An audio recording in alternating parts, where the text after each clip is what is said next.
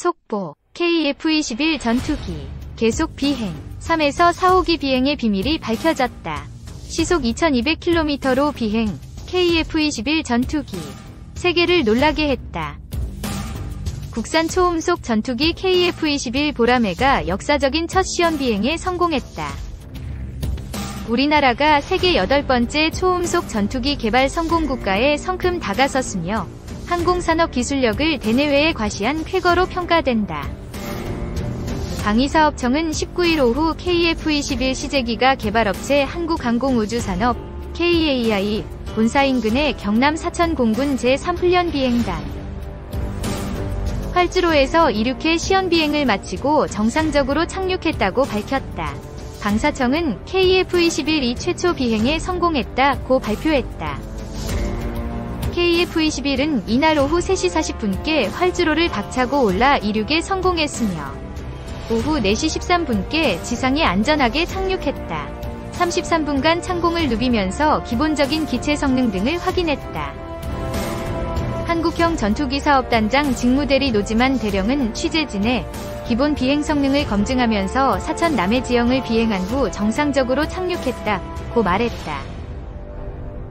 조종사는 시연 비행 동안 기체의 엔진 출력을 올리고 내리기를 반복하고 기체를 좌우로 기동시키면서 원하는 방향으로 움직이는지 확인하는 등 각종 장비가 비행에 적합하게 작동하는지 점검했다.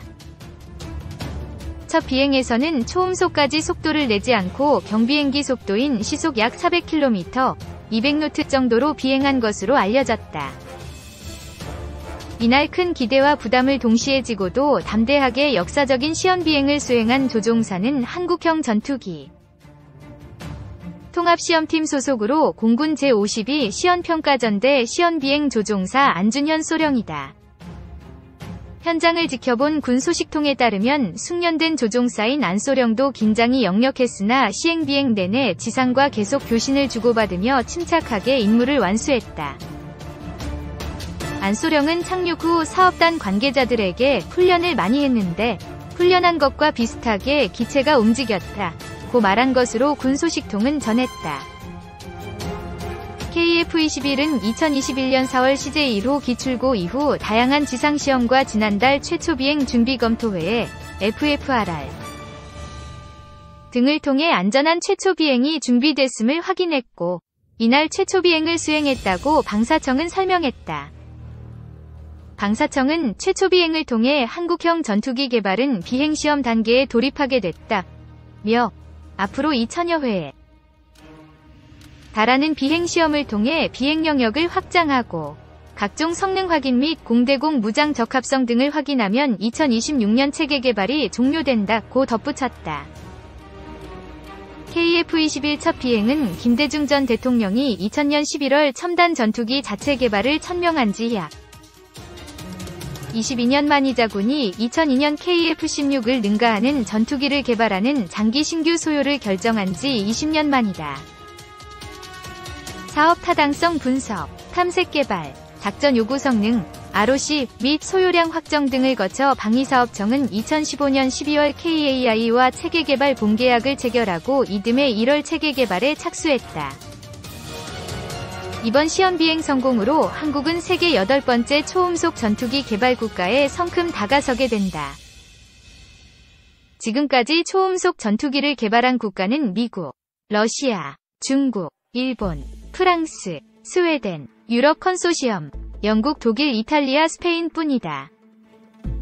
노지만 대령은 이날 시험 비행은 4.5세대 첨단 전투기의 국내 개발 능력을 보여준 순간으로 한국형 전투기 개발 성공에 성큼 다가가 국내 항공기술의 새로운 도약과 첨단 강군으로의 비상을 보여주는 역사적 이정표를 달성했다고 평가했다. 앞으로 잠정 전투용 적합 한정과 시연 비행 관문을 모두 통과하면 2026년 양산이 시작된다. KF-21 수출용 장거리 공대지 미사일 도입도 시급한 과제로 꼽힌다. 최종 개발에 성공하면 공군은 2026에서 2028년 초도 물량 40대에 이어 2032년까지 추가 80대까지 총 120대를 배치할 계획이다. 이날 시험 비행은 비공개로 진행됐음에도 4003 훈련비행단 인근에는 오전부터 유튜버와 군용 항공기 동호인 등 수백 명이 몰려들어 높은 관심을 드러냈다. 류광수 KAI 부사장은 KF-21 보라매가 한국의 항공산업 발전과 대한민국 공군의 자주 국방력 강화를 위한 우리 모두의 염원을 안고 오늘 역사적인 최초 비행에 성공했다. 면서 지난 2002년 T-52 꿈을 이루었고 20년이 지난 오늘 우리는 기적을 이뤘다. 고 감격했다. 류 부사장은 이는 국내외 수많은 개발 엔지니어와 숙련된 생산 인력의 피와 땀이 밴 결과물이라며 보람의 탄생을 위한 국민의 염원과 응원을 힘입어 공군, 방위사업청, 한국항공, 국내외 협력업체가 어렵고 불가능할 것이라는 예상을 깨고 개발 성공을 위한 도전의 결과물을 오늘 국민들께 보여드릴 수 있게 되어 무한한 영광으로 생각한다. 고 소감을 피력했다. 2. KF-21 CJ-2호기 비행시험 돌입. 1호기와 차이점은? 한국형 전투기 KF-21 보라매 CJ-2호기가 지난 10일 첫 비행에 성공했다. 7월 19일 CJ-1호기 첫 비행 성공 이후 약 4개월 만에 하늘을 난 2호기는 1호기와 같은 기종이지만 시험 임무는 다소 다르다.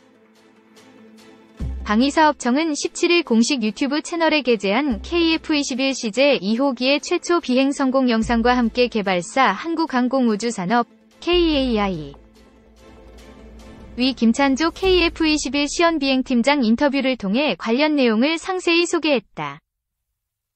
KF-21 2호기는 이달 10일 오전 9시 49분 경남 사천 소재 공군 제3훈련비행단 활주로를 이륙해 약 35분간 사천 일대 상공을 비행한 뒤 오전 10시 24분 착륙했다.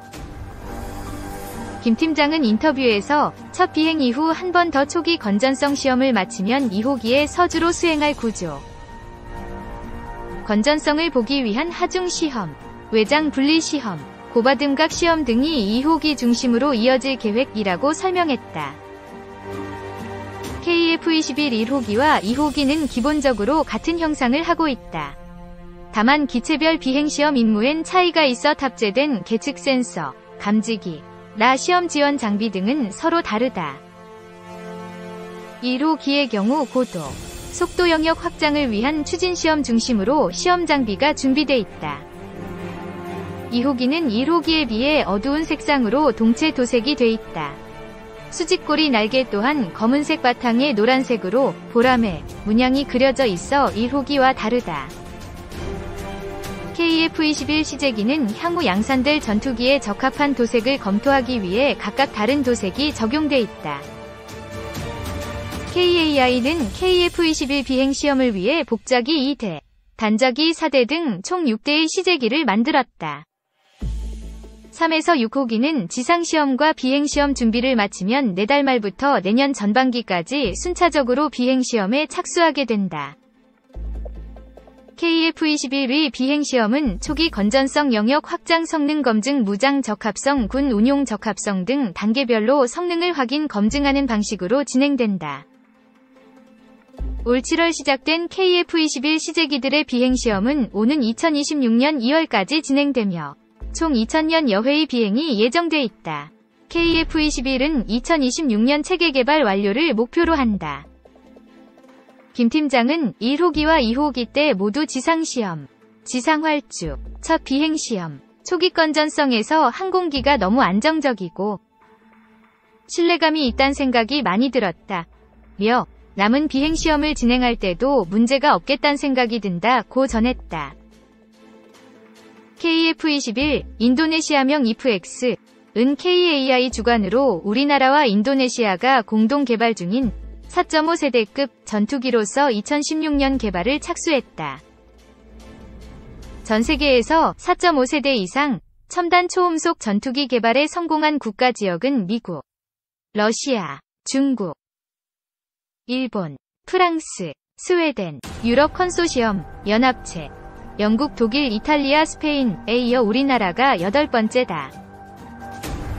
KF-21은 특히 현존 세계 최강 공대 공미사일로 평가되는 미티어를 아시아 최초로 장착하고 능동 위상 배열, AESA, 레이더 등 첨단 장비를 국산화해 활용하게 된다. 공군은 2026에서 32년 KF-21 양산이 이뤄지면 120여 대를 도입해 전력화한다는 계획이다. 3. 한반도 제공권 흔들린다. 전투기 노후화 겪는 공군. 전력 보강 급하다. 박수찬의 군. KF-16과 F-15K를 넘어서 F-35A 스텔스 전투기까지 보유한 공군이 안팎에서 적지 않은 과제에 직면하고 있다. 북한은 지난달부터 최근까지 미그, 수호이, SU, 전투기와 인류신, IL-28 폭격기 등을 동원한 공중무력 시위에 나섰다. 한국과의 공군력 격차가 압도적이고 노후 기종이 대부분이지만 한반도 제공권을 순순히 내주지 않겠다는 의지를 드러낸 셈이다. 내부적으로는 전력 보강 필요성이 한층 커지고 있다. F4, F5의 노후화는 공군이 노후 전투기 대신 장기 운용 항공기라는 용어를 쓰게 할 정도로 자주 거론된다. F-15K는 성능 개량이 필요한 실정이고 FA-50은 공격력이 부족하다는 지적이 계속되고 있다. 새로운 시각에서의 전력 강화가 필요하다는 주장이 나오는 이유다. 성능 개량 시급한 공군 전투기. 현재 공군에서 가장 최신 기종은 2019년부터 40대가 도입된 F-35A다. 강력한 스텔스 성능을 토대로 적 레이더에 포착될 확률을 대폭 낮춘 F-35A는 최근 북한의 공중무력 시위에 맞서 출격한 바 있다. 하지만 북한에 대한 전략적 차원의 타격 등에서는 여전히 F-15K가 핵심이다. 2005에서 2012년 두 차례에 걸쳐 60대가 도입된 F-15K는 사거리가 각각 500km, 278km인 타우러스, 토러스, 슬램 ER 공대지 미사일을 탑재하고 있어 북한 내륙 지역의 주요 표적을 타격할 수 있다. 지난 2일 북한이 동해 북방안개선 NLL 이남으로 미사일을 발사하자 F-15K가 출격. 슬램 ER을 NLL 북쪽에 쏘기도 했다. 하지만 첫 도입 이후 약 20년이 지나면서 노후화에 따른 성능 개량 필요성이 제기되는 상황이다. 방위사업청이 2020년부터 3천억 원을 들여 항제밍 안테나, 피아식 별장비 및 연합 전술 데이터 링크, 잉크16 성능 개량 사업을 진행하고 있지만 더 많은 부분에서 F-15K 성능을 높이는 작업이 시급하다는 목소리가 끊이지 않는다. F-15K 위 우수한 무장 탑재량과 기동성을 감안하면 20년 이상 일선에서 활동할 가능성이 높다. 대대적인 성능 개량 필요성이 거론될 수밖에 없다. 공군 내부에선 기체와 조종사 안전과 직결된 기골, 뼈대 보강의 필요성이 나온다. 군 소식통은 F-15K 중에서 2002년 1차 사업을 통해 들여온 수량 40대를 중심으로 기골 보강 이야기가 나온다.